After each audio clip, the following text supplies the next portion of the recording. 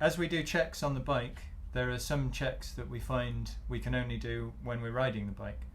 So one of the main types of checks would be listening out for sounds. As we get to know the bike better, we can notice these sounds more and understand what they mean.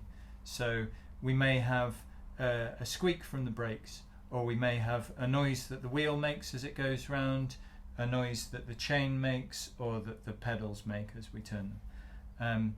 So as we ride a bike, we should be listening out for that.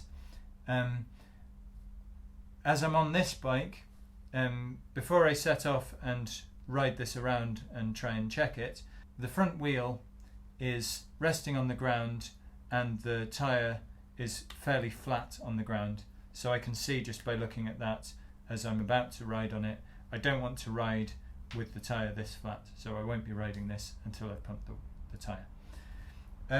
One other thing to check as we're riding the bike is we can have problems with the gears skipping, and this can be to do with the adjustment of the gears, but it's often to do with how worn the chain is.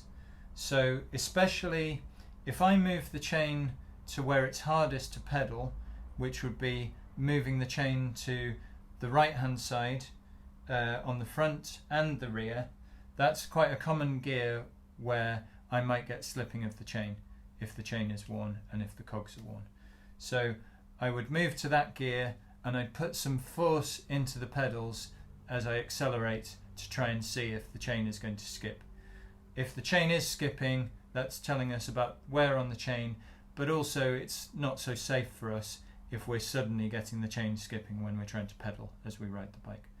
And so with the sounds that the bike makes and checking for that skipping of the gears, those would be the main things that we're looking out for as we take the bike for a short ride to test it.